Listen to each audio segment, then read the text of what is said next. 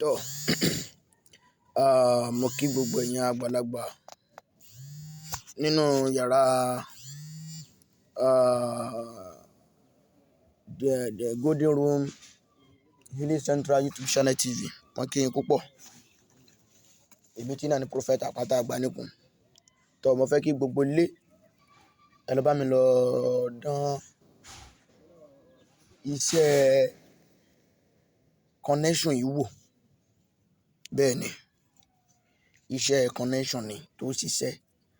Tó bá jẹ́ nìkan tó jẹ́ wípé o máa ń gba contract, tàbí o tẹ̀ kí ń gba contract ní tiẹ̀, oníṣẹ́ ọwọ́ ni ẹ, bá mi ṣe. Bẹ́ẹ̀ ni iṣẹ́ yìí máa ń mú connection wá fún yàn. Ẹ bá wo ewé yìí dáadáa, àwọn tó mọ̀ ẹ wò dáadáa. Ewé là ń pè ní ewé etí pọ́n ọ̀la. Bẹ́ẹ̀ ni, a tún pè ní àbífágbùrù. Bẹ́ẹ̀ ni, ewé etí pọ́n ọ̀la tàbí ewé àbífágbùrù. Ẹ bá mi lọ wẹ́ ewé yìí, ẹja ti gbòǹgbò ti gbòǹgbò kó pọ̀ díẹ̀. Ẹ fi ṣe òṣùká méjì, ẹ fi kan tẹ́lẹ̀ inú àpò ẹyin. Ẹ wẹ́ ẹyin pẹ́pẹ́yẹ mẹ́ta, ẹ kó sí. Ẹ wẹ́ ẹyin adìyẹ mẹ́ta tó mọ́, ẹyin adìyẹ ìbílẹ̀ mẹ́ta, ẹ kó lé lórí. Ẹ wá forí data rẹ̀ kan sí. Ẹ bá mi fi ewé yẹn mí, ẹ bá mi fi ewé etí pọ́n ọ̀la mí, ẹ fi bò ó lórí. Ẹ wá jó. Ṣùgbọ́n tó bá fẹ́ jó iṣẹ́ yìí, ẹ gbé òkúta kan lé orí ìdérí ìkòkò yìí. Torí pé kí ni o, àwọn ẹyin bá ti ń ta gbò báyìí, kó má lọ ju ìkòkò náà, kó má lọ kí àwọn ẹyin kó má lọ tàdà. Tó bá ti tàdà nù, kò ní ṣiṣẹ́ dáadáa. Ẹ jẹ́ jó tán, ẹ lọ kúnná. Ẹ bá mi jó tán, ẹ wá lọ ojú ọlọ́tẹ̀ ti lọ, ẹ wá tẹnu odò ìfẹ́ ìjù ògbè. Ẹ gbọ́, ẹ tẹnu odò ìfẹ́ ìjù ògbè.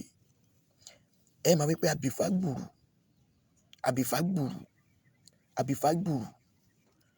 Wọ́n lọ fa ọmọdé wa àgbà wa kó wá bá mi ra ọjà mi o.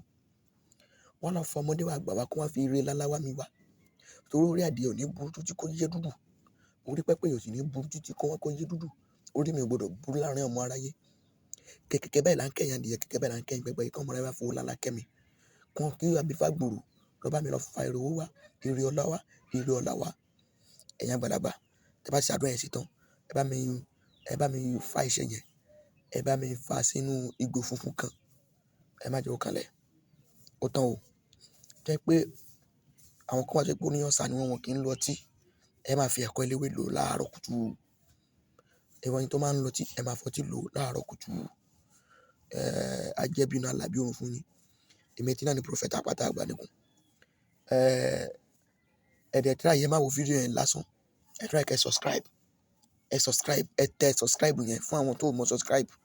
Ẹ wo ibì kan wá rí pé àmì kan wà bẹ́ẹ̀ tó jẹ́ pé wọ́n ní subscribe. Ẹ tẹ̀. Ìyẹn ni pé iná ti wọnú ẹgbẹ́ nìyẹn. So àwọn iṣẹ́ tí a bá ti ń filẹ̀, a ní àǹfààní fún yín pé ẹ máa rí lóòrèkóòrè, kí n ṣe pé ẹ máa wá kiri lórí fóònù mọ́. Ẹ rí, tí a bá ti post iṣẹ́, yóò máa dọ́dọ̀ yín. Fún yín tí ẹ fẹ́ pè mí fún iṣẹ́ mi àbí fún ìbéèrè, ẹ bá mi sọ, mi yẹn gba call. WhatsApp ni mo máa ń lò 07064294474. Èmi tí náà ni Prophet Àpáta Àgbáníkùn.